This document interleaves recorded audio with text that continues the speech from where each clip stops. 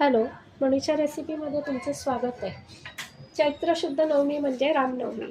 दक्षिण भारतात प्रभू रामचंद्रांना नैवेद्यासाठी पानकम बनवतात. आज आपण पानकमची रेसिपी बघणार आहे. आणि महाराष्ट्रातील बऱ्याच भागात आपल्याला हे पानकम बनवण्याची पद्धत आहे.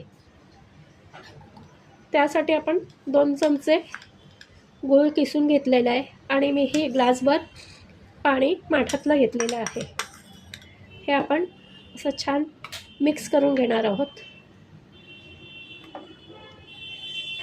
हलवून घ्यायचं आहे. किसून घेतल्यामुळे गूळ छान लवकर विरघळतो.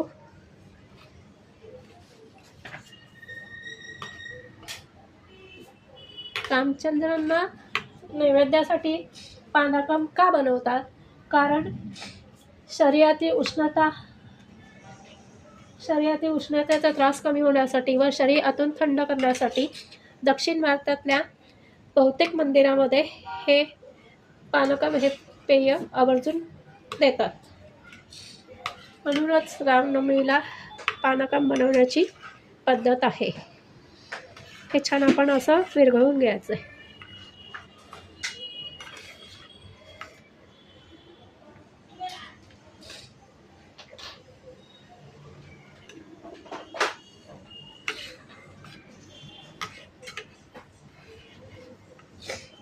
दक्षिण भारतात खूप उष्णता असते, त्यामुळे गुळ पाणी हे घेतल्यामुळे शरीराला गारवा मिळतो.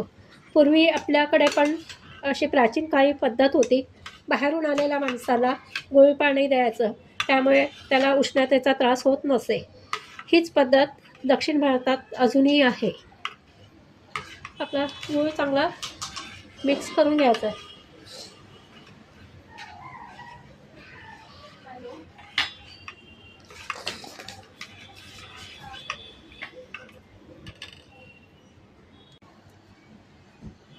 आता गूळ छान आपण ह्या पाण्यात वितळला आहे आणि आपण एकच ग्लास करणार आहे, त्यामुळे आपण 1 हिरवी वेलची घेणार आहे आणि 2 काळे मिरे घेणार आहे.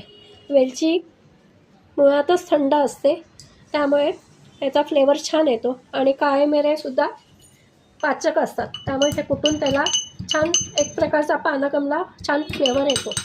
हे आता आपण ताजंच कुटून छान त्याची भरड घालायची आहे.